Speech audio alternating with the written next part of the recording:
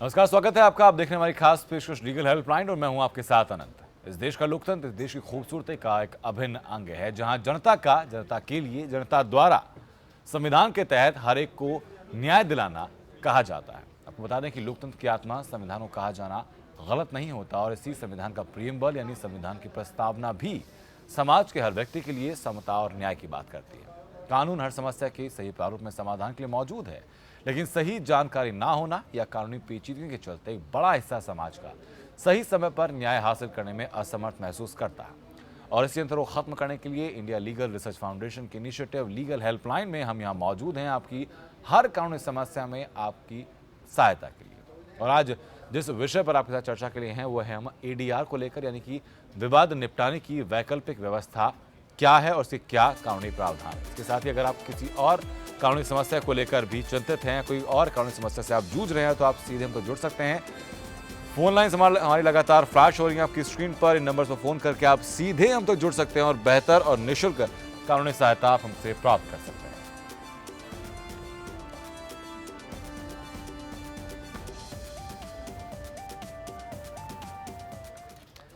और दो खास मेहमान अब तक जुड़ चुके हैं हमारे साथ। सुप्रीम कोर्ट अधिवक्ता राजेश लाठीगारा है नोएडा स्टूडियो से, और लखनऊ स्टूडियो से हमारे साथ हैं दयाशंकर पांडे, अधिवक्ता है इलाहाबाद हाई कोर्ट से। बहुत बहुत स्वागत आप दोनों लोगों का। राजेश जी, शुरुआत मैं आप ही से करूंगा कि दरअसल ADR है क्या? जैसे इसका नाम है ADR, अल्टरनेटिव डिस्प्यूट रेजोल्यूशन।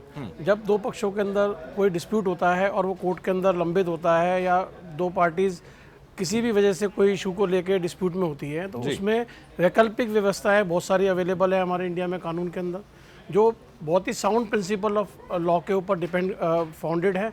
जैसे आर्टिकल 14 कहता है इक्वालिटी बिफोर लॉ, आर्टिकल 21 कहता है right to life and personal liberty, और आर्टिकल 39A कहता है कि फ्री लीगल एड मिलनी चाहिए और उसको इक्वल जस्टिस मिलना चाहिए।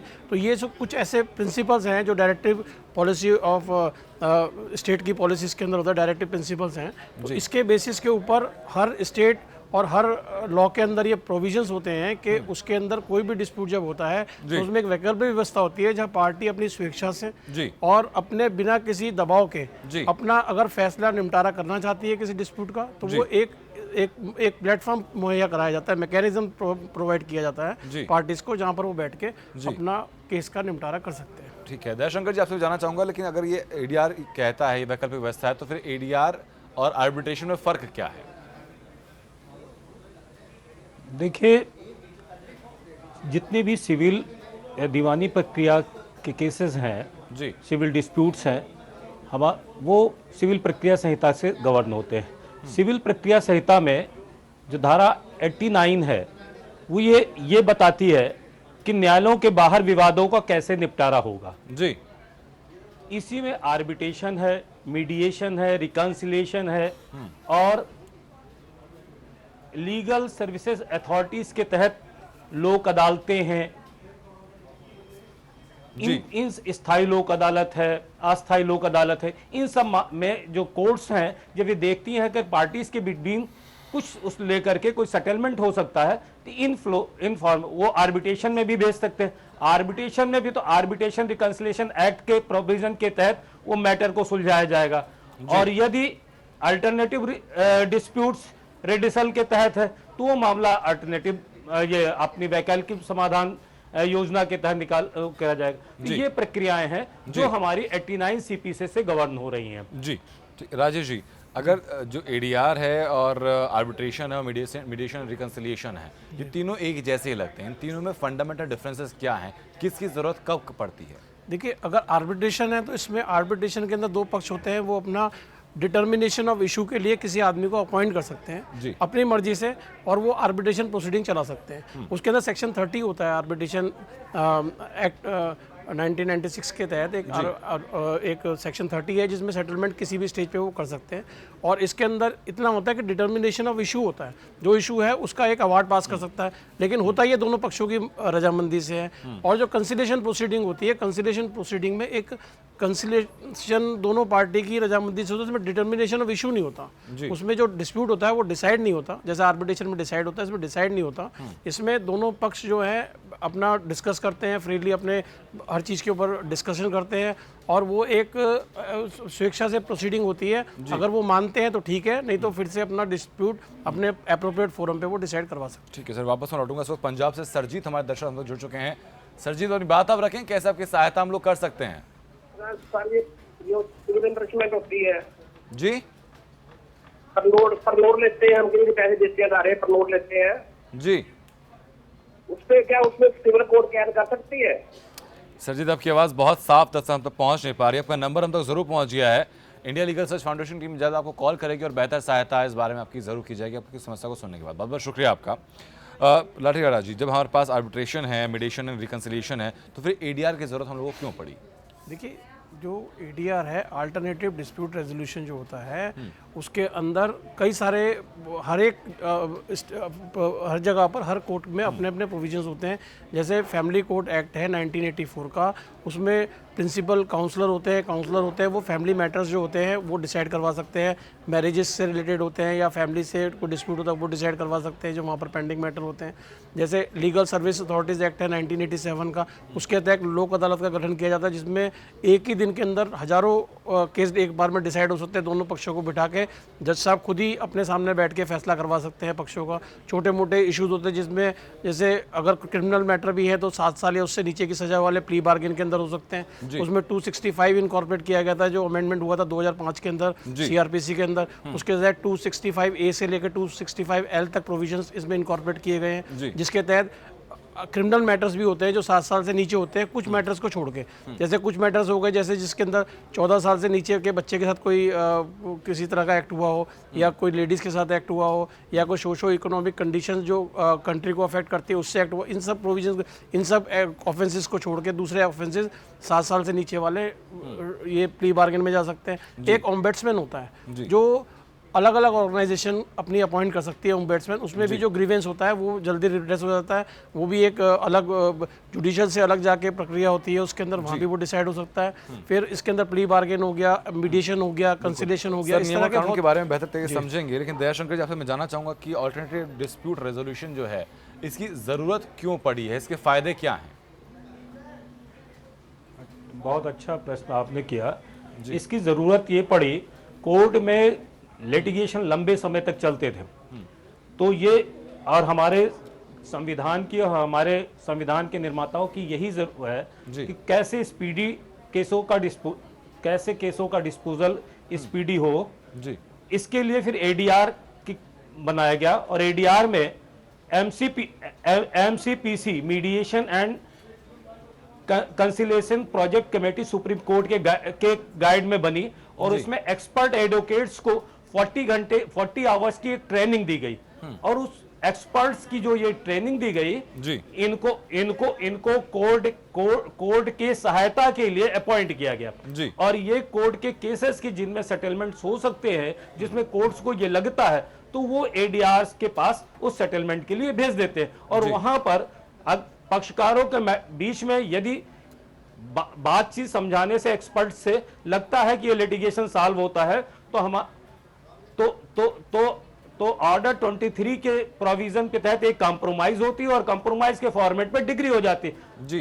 तो ये स्पीडी जस्टिस के लिए ये एडीआर का स्थापना प्रत्येक जिले में राज्य सरकारों द्वारा जिला विधिक सेवा प्राधिकरण के अंडर में की गई थी जी।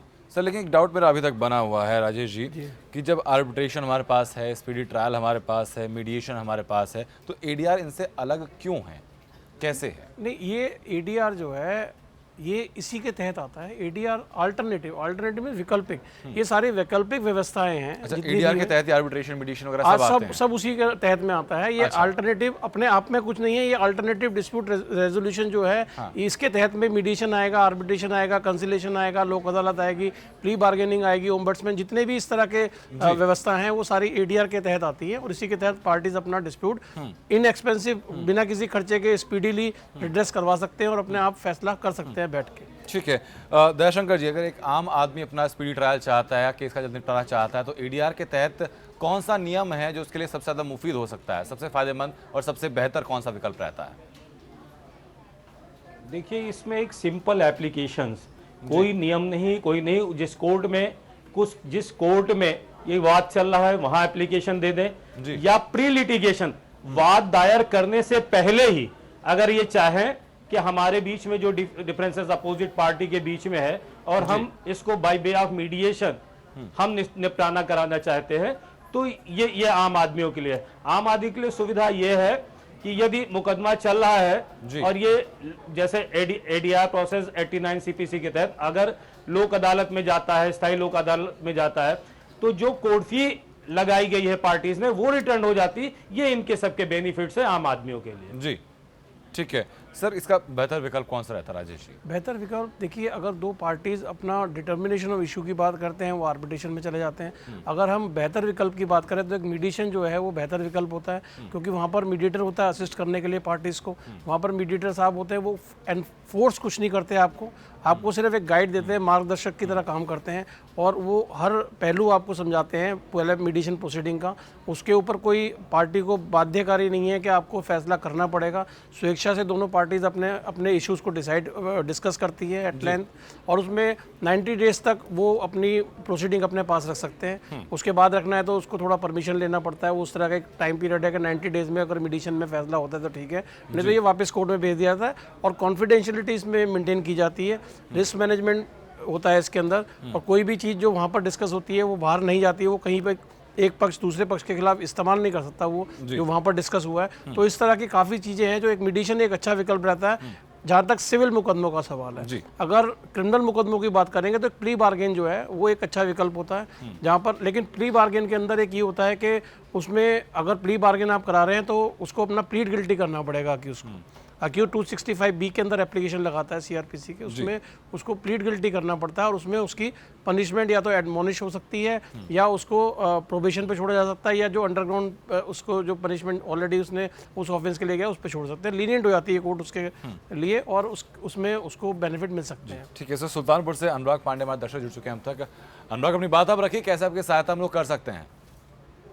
हेलो जी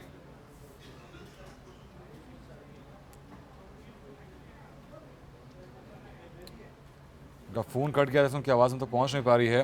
राजेश जी, मैं जानना चाहूँगा कि ये जो समझौता है ये पूरी तरह बाउंड करता है दोनों पार्टनर्स को, या फिर इसको चैलेंज किया जा सकता है कहीं पर? अगर एक बार जैसे अगर हम प्ली बार्गेन की बात करें और आपने वहाँ पर एफिडेविट दे के, सपोर्टिंग एप्लीकेशन दे के और प्लीड गिल्टी करके और दूसरी पार्टी को कंपनसेशन दे के उसमें जजमेंट करवा लिया, तो वो कहीं अपील उसकी नहीं हो सकती, वो फाइनल होता है और बाइंडिंग होता है। ठीक है। और दूसरा, अगर मीडिएशन है उसमें आपकी स्टेटमेंट रिकॉर्ड हो गई है कोर्ट के अंदर, आपने मीडिएशन में सेटलमेंट कर लिया, सेटलमेंट रिकॉर्ड हो गया, मीडिएटर ने साइन कर दिए और आपकी स्टेटमेंट रिकॉर्ड है वो भी बाइंडिंग है, उसका भी कोई नहीं।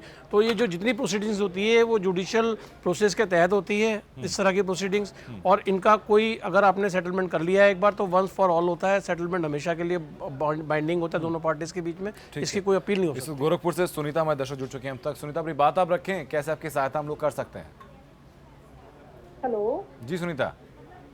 जी सर, मैं कहना चाह रही थी कि मैं गोरखपुर से यहाँ पे मैं घरेलू हिंसा लड़ रही हूँ, 2 साल से सर लड़ रही हूँ, लेकिन मुझे कोई रिलीफ नहीं मिल रहा है। तो डेट ही पड़ती चली जाती है मेरा, अगले नेक्स्ट डे।